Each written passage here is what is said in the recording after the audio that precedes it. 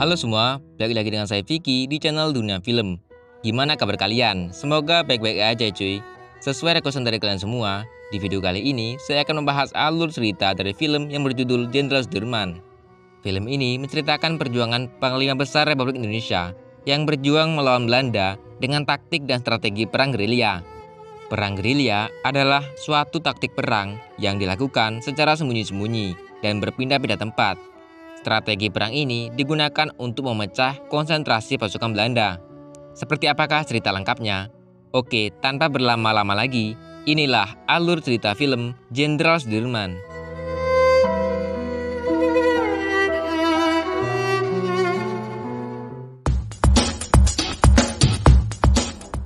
Berlatar di ibu kota Yogyakarta pada tanggal 12 November 1948. Sudirman yang berasal dari organisasi PETA terpilih sebagai Panglima Besar TKR di Yogyakarta melalui pemungutan suara yang dilakukan secara demokratis. Cerita berlanjut ketika Jenderal Sudirman bertemu dengan Tan Malaka, seorang aktivis dari organisasi komunis yang menentang pemerintahan. Menurutnya, pemerintah dianggap terlalu banyak membuang waktu dengan melakukan perundingan demi perundingan. Perundingan ini merupakan sebuah upaya diplomasi untuk menyelesaikan konflik bersenjata antara Indonesia dengan Belanda. Bagi Tan Malaka, diplomasi yang dilakukan membuat kemunduran bagi para pejuang kemerdekaan. Berbeda dengan Tan Malaka, Jenderal Sudirman justru tetap menghargai usaha diplomasi yang dilakukan oleh pemerintah. Suatu ketika, di malam hari, telah terjadi penculikan terhadap Perdana Menteri Sultan Syahrir.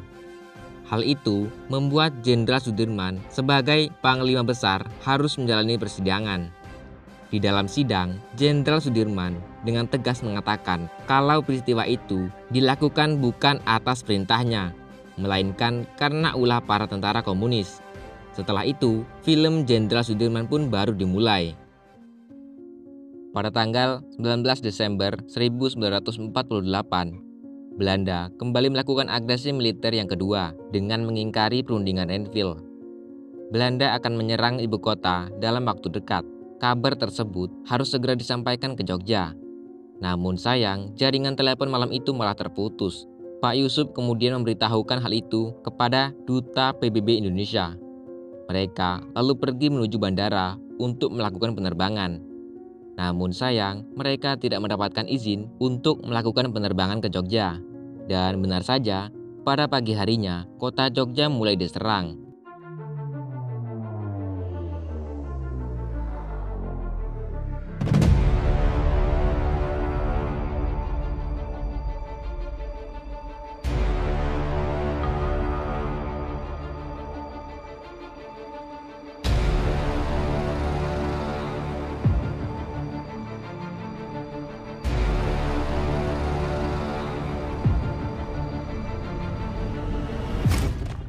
Mengetahui kota Jogja diserang, Jenderal Sudirman lalu berpamitan dengan istrinya untuk ikut berperang. Meskipun kondisi kesehatannya saat itu sedang tidak baik, Jenderal Sudirman tetap memaksakan diri untuk bertemu dengan Pak Presiden. Bung Karno mengatakan jika Jogja sampai jatuh, maka kekuasaan akan diberikan kepada pemerintah Hindia di Sumatera sebagai pemerintahan darurat. Jenderal Sudirman lalu mengajak Bung Karno untuk ikut bergerilya ke hutan bersama pasukannya. Jenderal Sudirman khawatir jika Bung Karno dan Bung Hatta tetap berada di sana, besar kemungkinan Belanda akan menangkap mereka. Namun Bung Karno dengan tegas menolak dengan alasan bahwa mereka harus tetap tinggal di sana. Jenderal Sudirman menghargai keputusan itu. Kemudian beliau pun meminta izin untuk pergi. Jenderal Sudirman beserta pasukannya lalu pergi ke arah selatan untuk bergerilya. Namun tak lama kemudian, Jenderal Sudirman mendengar kabar dari pasukannya bahwa Pak Presiden telah ditahan oleh Belanda.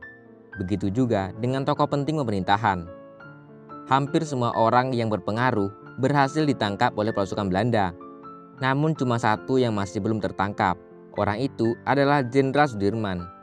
Jenderal Simon Spoor lalu menyuruh seluruh pasukannya untuk segera menangkap Jenderal Sudirman. Sementara itu, Jenderal Sudirman dan pasukannya mulai bergerak ke hutan-hutan untuk bergerilya. Jenderal Sudirman sendiri kala itu sedang menderita penyakit paru-paru. Karena itulah, pasukannya membuatkan tandu untuk beliau. Saat sedang beristirahat, tiba-tiba mereka dikejutkan dengan kedatangan seorang pemuda bernama Karsani. Sebenarnya, tokoh ini sudah kelihatan sejak peristiwa penyerangan tadi pagi. Ia berhasil selamat dan memang berniat mencari pasukan Jenderal Sudirman. Karsani sendiri hanyalah rakyat biasa, namun karena keinginannya untuk menjadi tentara sangatlah tinggi, akhirnya ia pun diperbolehkan ikut bergerilya bersama Jenderal Sudirman. Setelah itu, mereka pun kembali beristirahat. Keesokan harinya, saat mereka semua sedang bersantai, tiba-tiba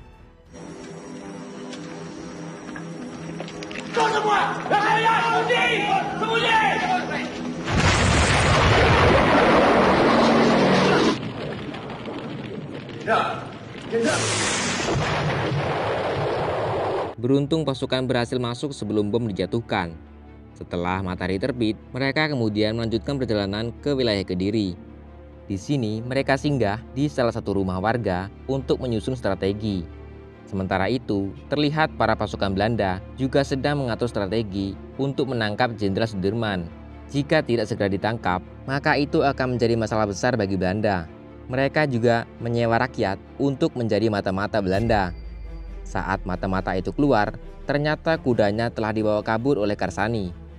Karsani yang telah sampai kemudian menceritakan bahwa ia mencurinya dari Belanda yang berada di balik bukit dan tak jauh dari tempat mereka bersembunyi. Mendengar yang dikatakan Karsani, pasukan Jenderal Sudirman langsung bergegas pergi dari tempat itu. Tak lama kemudian, pasukan Belanda pun datang ke lokasi itu. Namun mereka tak menemukan jejak apapun dari Jenderal Sudirman.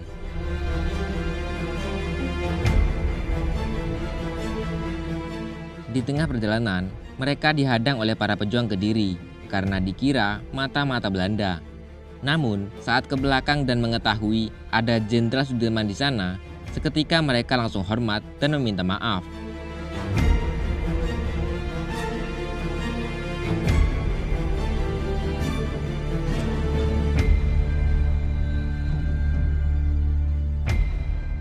Ketika hari sudah pagi, Kapten Nuli bersama Karsani keliling Kediri untuk membeli perlengkapan mandi. Di sana mereka berdua banyak bertemu dengan para tentara komunis. Rupanya, Kediri saat itu sudah tidak aman lagi. Itu semua karena ulah dari Tan Malaka yang sangat lihai dalam memprovokasi rakyat untuk merdeka 100% dengan cara menentang pemerintahan yang sah. Melihat situasi Kediri yang sudah tidak aman lagi, pasukan Jenderal Sudirman kembali melakukan perjalanan. Tak lama setelah mereka pergi, kota Kediri mendapatkan serangan bertubi-tubi dari pasukan Belanda. Hal ini Belanda lakukan agar Jenderal Sudirman mau keluar dari tempat persembunyiannya. Sementara itu, Jenderal Simon Spoor tampak kesal dengan pasukannya karena tak berhasil menangkap Jenderal Sudirman. Zelf weten. Godverdomme.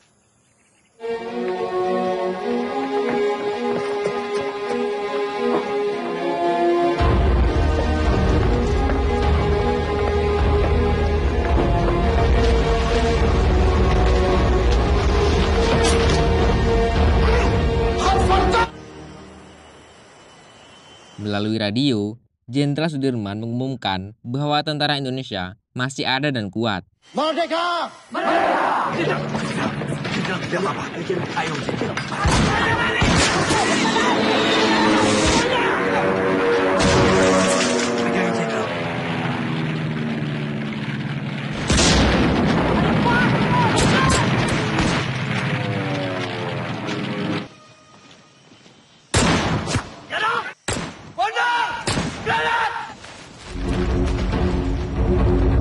Karena keterbatasan logistik, pasukan Jenderal Sudirman harus lebih menghemat amunisi.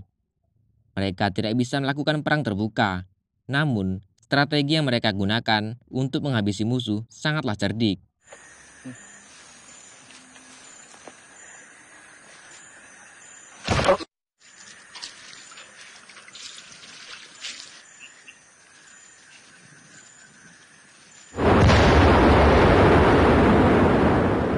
pasukan Jenderal Sudirman juga pernah berada di posisi terdesak. Namun pada akhirnya beliau masih bisa selamat atas pertolongan Allah Subhanahu wa taala. Cari mereka sampai dapat.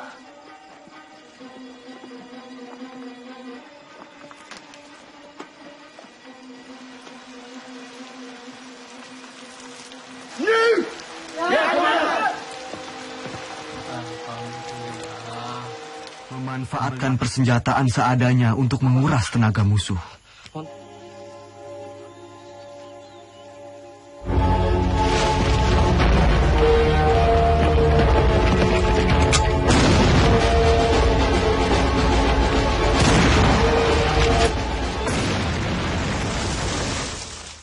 Saat pasukan sedang beristirahat di rumah salah satu penduduk yang berada di kampung Duku Atas, tiba-tiba ada kabar bahwa Belanda sedang menuju ke tempat itu.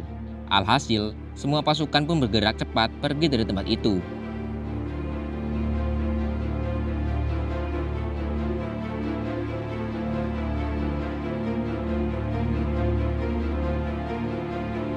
Semua warga dikumpulkan untuk diinterogasi. Namun para warga hanya terdiam ketakutan. Karena tidak ada yang mengaku, salah satu warga akhirnya ditembak mati oleh Belanda. Sama sekali tidak tahu, Tuan. Pasukan Jenderal Sudirman lalu bersembunyi di balik bukit. Ketika sampai, mereka baru menyadari kalau beras dan koper Jenderal Sudirman tertinggal di kampung Duku Atas. 2 orang lalu diperintahkan untuk mengambil kembali beras tersebut, sementara Suparjo dan Karsani akan mengambil koper. Saat di jalan, 2 orang tadi bertemu dengan tentara Belanda. Mereka justru lari ketakutan. Sementara itu, Belanda yang telah mengetahui tempat persembunyian Jenderal Sudirman lalu bergerak cepat naik ke bukit.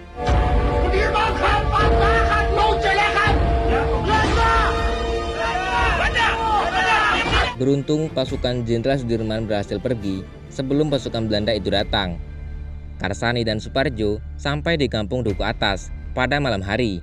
Saat hendak mengambil koper, mereka pun terkejut setelah mengetahui ada warga yang ditembak mati oleh Belanda. Di saat yang bersamaan, hujan pun turun. Meskipun begitu, pasukan Jenderal Sudirman tetap melakukan perjalanan mencari tempat yang aman. Untuk sementara waktu, mereka kembali beristirahat di rumah salah satu warga. Namun rupanya, keberadaan mereka diketahui oleh Belanda. Kita telah terkepung, Jenderal.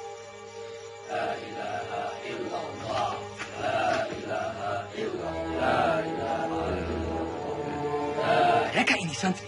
Clay, yang ini tidak becus. Ini dia orangnya, Tuan. Panglima Sudirman. Adek.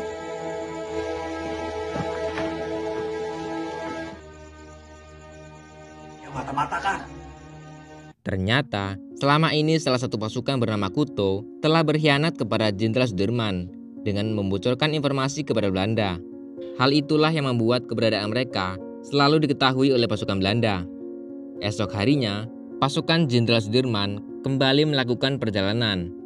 Jenderal Sudirman sempat ditawari bahan makanan untuk persediaan selama berperang. Namun beliau menolak dengan alasan desa tersebut lebih membutuhkannya. Sin beralih kepada Bung Karno dan Bung Hatta yang kala itu diasingkan ke Pulau Bangka oleh Belanda. Mereka berdua merasa bersalah karena telah mengingkari janji yang telah mereka buat sebelum terjadinya agresi militer II. Pada tanggal 1 Maret 1949, Jenderal Sudirman berhasil mendirikan markas sementara di Sobo dan berencana akan melakukan serangan umum kepada Belanda. Beliau pun meminta Kapten Nuli untuk mengantarkan surat kepada Sri Sultan yang berada di keraton. Sang jenderal juga meminta salah satu pasukannya untuk mengantarkan surat kepada istrinya.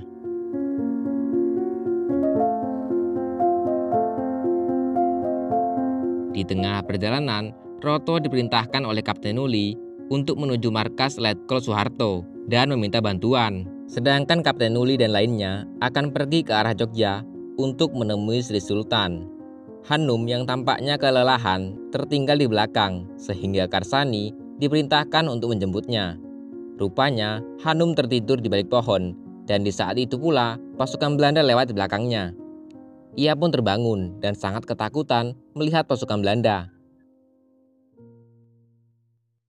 Sementara itu, Karsani yang tengah mencari Hanum tiba-tiba dipergoki oleh Belanda. Kijk.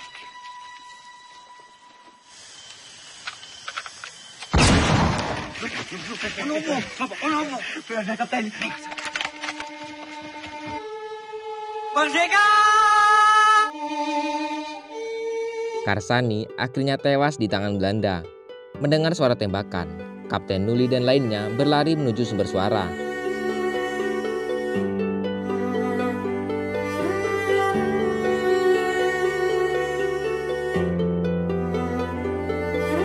Melihat Karsani yang tak bernyawa, mereka lalu membawanya ke suatu tempat untuk dimakamkan secara layak.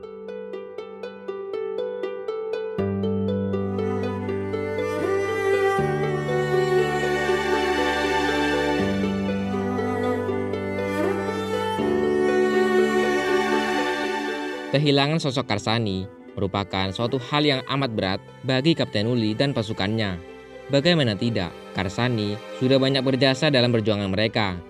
Malam harinya, Kapten Nuli dan lainnya pun kembali ke markas. Sementara itu, di kantor Belanda terlihat Komisaris Belanda dan Jenderal Simon Spoor sedang beradu argumen. Mereka memperdebatkan Jenderal Sudirman yang sampai saat itu masih belum juga tertangkap. Ditambah lagi dengan adanya perundingan Romroyen, di mana salah satu poin pentingnya adalah Belanda harus mengembalikan pemerintahan RI ke Yogyakarta dan menghentikan gerakan militer serta membebaskan pertahanan politik seperti Bung Karno dan Bung Hatta. Hal itu membuat perjuangan mereka selama ini dianggap sia-sia. Perundingan Romroyen ini mengharuskan Indonesia untuk menghentikan perang gerilya. Hal itu membuat Jenderal Sudirman sedikit jengkel. Karena di perjanjian sebelumnya, yakni perjanjian Renville, Belanda sempat ingkar janji. Nah, Jenderal Sudirman ini khawatir jika beliau menghentikan perang gerilya, Belanda akan kembali ingkar janji. Pada malam harinya, utusan Bung Karno datang untuk menjemput Jenderal Sudirman. Karena pemerintahan kala itu sudah kembali ke Jogja. Pada awalnya, Jenderal Sudirman menolak. Namun tak lama, beliau mendapatkan surat dari Sri Sultan yang berisi perintah serupa dengan Bung Karno. Untuk mengatasi kebingungan itu, pada malam harinya, Jenderal Sudirman melaksanakan sholat istiqoroh untuk meminta petunjuk dari Allah Subhanahu wa Ta'ala. Dengan berat hati, akhirnya Jenderal Sudirman memilih untuk kembali pulang ke Yogyakarta. Sesampainya di Jogja, beliau langsung disambut oleh Bung Karno dan Bung Hatta.